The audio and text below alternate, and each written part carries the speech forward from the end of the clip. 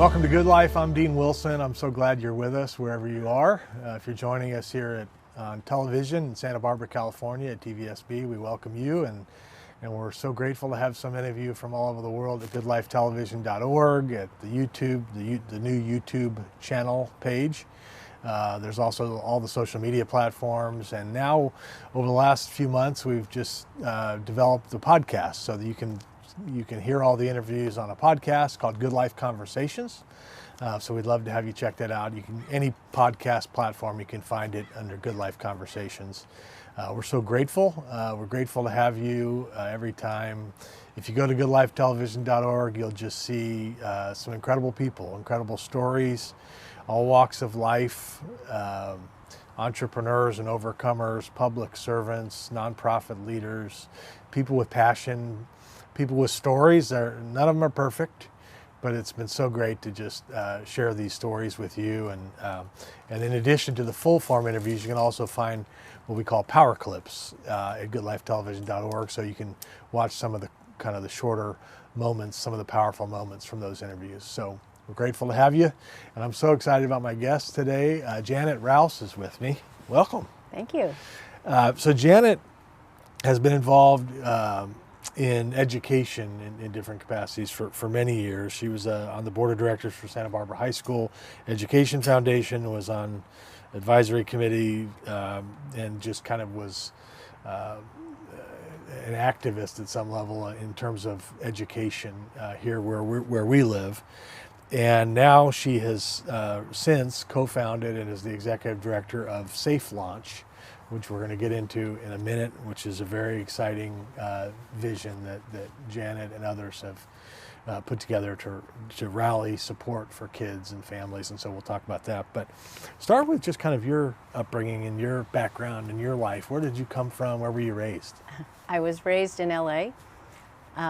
I will say shout out to my mom, who's going to be 95 this month. Wow. Living in the house that I was raised in. Oh my gosh. Yeah, pretty exciting. Wow. Yeah, so I was really fortunate to be able to have a wonderful childhood and be the baby basically on a street full of returning World War II veteran families. And so I was dragged around in the wagon and probably was the dress-up doll and all those good things. And just really, taken care of. So I had all my needs really met. And then I came up here to go to UCSB, and lo and behold, I didn't want to go back to Los Angeles. So I found out a way to stay here. That was the restaurant industry. Yep. And down the road a few years, that's how I met my husband, Randy. Okay, so how did the restaurant, and I failed to mention that, for 36 years, Janet and Randy Rowse owned and ran Paradise Cafe, which is a big deal here in Santa Barbara, California. But what was how did that start? Paradise Cafe? Yeah. Randy had also gone to UCSB. He was a couple years ahead of me. And he also came from Los Angeles and decided that Santa Barbara was where he wanted to be. And so with a couple of other people, started Paradise Cafe after having worked in restaurants in town locally. Chuck's Steakhouse is one that some people might know about. He was there, and then they opened Paradise, and a couple of years, well, the summer after they opened is when I started working there, and that's how I met Randy. So I met him at work. Really? Yeah. This is just like my parents' story. They met in a little restaurant. My dad was a waiter or a busboy, and my mom was a waitress at this little restaurant, and that's how they met. Interesting. Yeah. And so 36 years. I don't know much, but I know enough about the restaurant business to know that it's one of the more difficult businesses, isn't it? It is. Was that your experience? When you're doing something, you don't really know how hard it is. You're just doing it. And Randy was mostly the one doing all the work, and I was the support team, and the kids and I were doing our thing and eating as many hamburgers as we could. That's so funny. And Randy, Janet's husband, is now the mayor of Santa Barbara, California, where we're sitting, which is funny. And did you envision that when you met him in the restaurant? Not a clue. I don't think he had a clue either. But, we both just really care about the community. And he got involved in the downtown organization when he was involved with the restaurant. And so that just kind of became his passion. And then really fell in because it was an appointment to an opening on city council, and he took a seat there and then ran and won and ran and won, and then took a couple years off for retirement and COVID to hit, and then decided that, it was time to go back. So that's what he did. That's so great. Well, it's been great. I've loved watching him.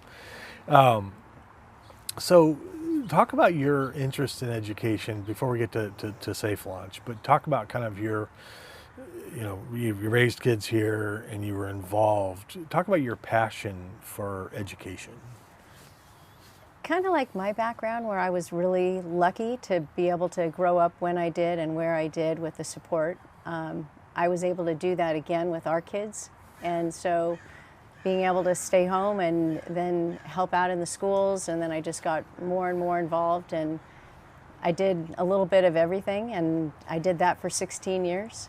And so I learned a lot about public education, and by the time our kids were getting out of school, I saw some gaps and some things that I thought that maybe I could help with. Mm-hmm. And so that was kind of the genesis for the nonprofit organization for me. Okay. Yeah, What was your experience? My experience, and just, wanting, while our kids were in school, I was able to hopefully, fill any gaps that maybe needed to be filled by other parents who were working and couldn't be as involved in the school. So, we all do what we do. Right. And do what so, we can. yeah. Yeah, right. So let's talk about SafeLaunch, and I was really fascinated just kind of reading about it. SafeLaunch, one word, SafeLaunch.org is where you can find them. The mission is to prevent adolescent exposure to alcohol and other drugs known to cause substance use disorder and addiction. And then I was just reading about them. Let me see if I can find it here. Yeah. So I was reading kind of some of the statistics and some of the background of this, which I didn't know. When exposed to alcohol, nicotine, and other drugs, children are up to 6 times more vulnerable to the brain disease of addiction than adults. So the point, I think, here, based on what I've read in these statistics and this information, is that when kids start early, there's more damaging effects and consequences on their life. Correct. Talk about that. It really is the focus of everything we do, because most people think that, this is just a choice, a bad choice that somebody might make, but it's so much more than that, because it's all about the human brain. Right. And it's the developing brain. And so if people don't know that vulnerability to the young brain, and that's up until it's fully developed, which is age 25, but the research has shown that if you don't use any substance before age 18, you're highly unlikely to ever have a problem with it. 21 is the drinking age, so we focus on 21 because that's consistent across the country, and that's what people are used to hearing. But if you don't use anything before 21, you're pretty safe. There are people that will develop a disorder after that, but the vast majority, 90% with a problem today, started before 18. Is that right? So our mission is to educate everybody, but in particular parents. So Right. each part of society has a role to play. Government has a role to play. Schools certainly have a role to play, and parents have a role to play. Yeah. And this notion that, you hear all the time, kids need to make a good choice, and people keep saying, make a good choice. But when your brain isn't fully developed and you're really wired to be social, that's really difficult. Right. And 100% of the time, are you really going to make a good choice?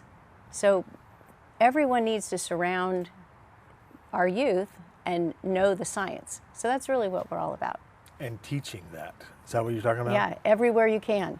So I brought you a little book. Yeah, thank you. This is written by Dr. Robert DuPont, who is our most esteemed board member, and he was the first director of the National Institute on Drug Abuse, which is under the National Institutes of Health. And so he has done an entire life of research with himself and other doctors and his team. And this is a fabulous book called Chemical Slavery, so that's for you. Thank you. Yeah, and so basically anything that we talk about is in there, and anything that anybody needs to know about this is really in there. Yeah. He's written many books, hundreds of articles. He's an incredible man. And Wow. so the research comes largely out of that. And then they've recently developed, and we promote with them, this One Choice initiative, which is not a program, but it really is about education. So things people don't know are that the majority of kids actually don't use any substance at all. So youth drug use is not inevitable. People don't know about the brain, and they don't know that any drug that a child uses is basically a gateway drug. There's no one gateway Right. drug. Right. It doesn't matter. So the Wow. science is all there. And that it's the developing brain. That is really interesting. And I can't think of anything more important. Yeah, yeah. How do I say this? There seems to me like there's becoming a almost like an aversion to addressing certain things like this, because it's just like kids are going to be kids. I heard somebody the other day, an actual friend of mine who's dealing with this in his own household, and his wife's perspective is she lets all the high schoolers drink in the house, right? Because her perspective is they're going to do it anyways. They might as well do it here where they're safe. And I kind of was like, let's go back to the first sentence. Why? Like, I don't know. Maybe I just don't get it. But it didn't seem like that when we were growing up necessarily, where it was like this inevitable thing. Like, they're going to tie their shoes in the morning, and they're going to smoke weed at night, and they're going to drink at the parties. Like, when did this become like something that we just have to like throw our hands up and go, well, you know what I'm saying? I do. I think it's been kind of a slide. Yeah. I don't think it happened overnight, but the attitude has changed over the decades. Yeah. And mostly it's an adult attitude, because the kids, if you follow the science and follow the research and data, since I graduated from high school, drug use by youth has gone down. So adults are sending the message that, well, all kids are going to do it, but the facts don't support that. So it's Interesting. time for the adults to follow the youth. Huh. It's a great secret, isn't it? So the percentages are actually going down. Yeah. What about drinking? Yeah. The only thing that's really up is marijuana use or cannabis and vaping. So those are the two risky areas in terms of data, the current national data. Yeah. Those are, consistently right now kind of on a level where they're going to go over time, depending on what we do right now, Yeah. is Right. going to affect that. But alcohol use is actually down. So is the message saying, look, here's the statistics on the developing brain. Before you're 21, 25, but let's say 21, this is a dangerous thing. Is it talking about it in terms of, we want you to know the science says that at this time in your life, this is a dangerous thing to do because it could result in this? Or how do you frame it? Well, it's a health standard. So just like you're going to wear a seatbelt when you drive your car, Right. a helmet when you ride your bike. Not everybody's going to put on their seatbelt or wear a helmet, but that is still the health standard. That's still the goal. And the reason for doing it is your health. Right. What's more important to you than your health? Yeah. Nothing. Right. The older you get, the more obvious that becomes. Right. But when you're young, Right. it's, maybe not as clear to you, but that's our job as the adults. So one of the co-founders of SafeLaunch is a retired Navy pilot, and he landed on aircraft carriers 120 times in his career. And so when we started this, the analogy that what we really need to do is to create an aircraft carrier mentality for raising youth in all of our communities. So everyone on that aircraft carrier's mission is to make sure that those planes launch and recover safely. we need to do the same thing with our kids, and that's why the organization is called SafeLaunch. Launch safely into adulthood without any addiction. Yeah. So go back to what you said. So you said it's a health standard. So you're talking about this in a way that this is standard. This is the best way. Yeah. No use until 21 is a health No use standard. until 21. Yeah. Yeah. That's a revolutionary thing to say right now. But it's not revolutionary. Right. It's something people don't talk about, so we're talking about it.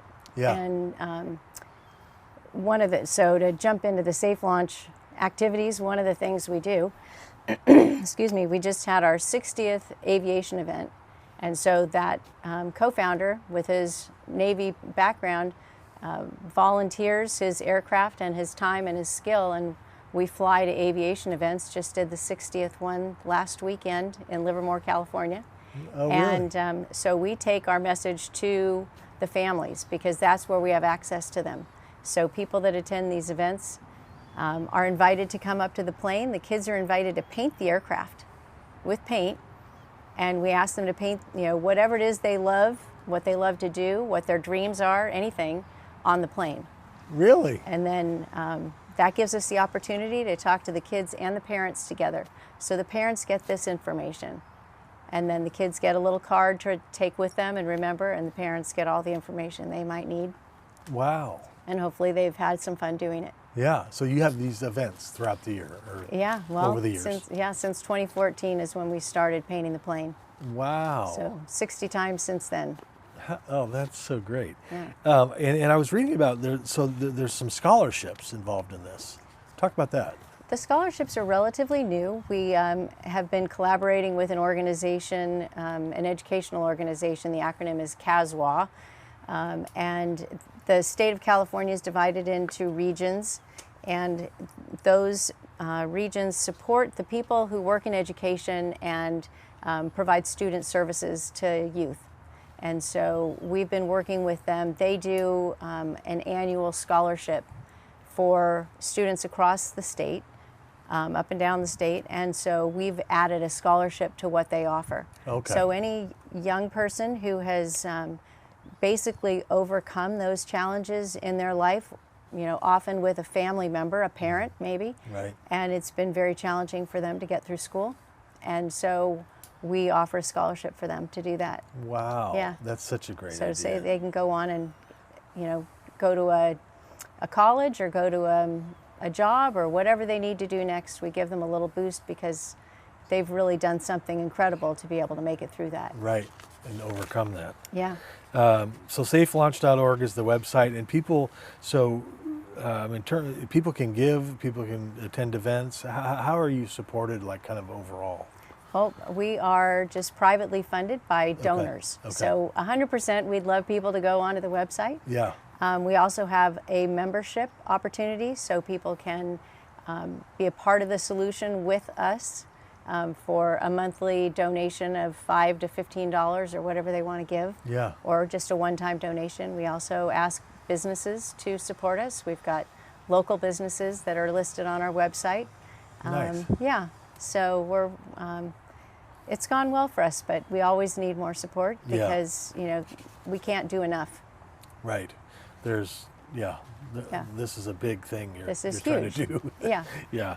We say it's time to start to stop the disease of addiction. Right. Right. Oh, I We've love got to it. begin.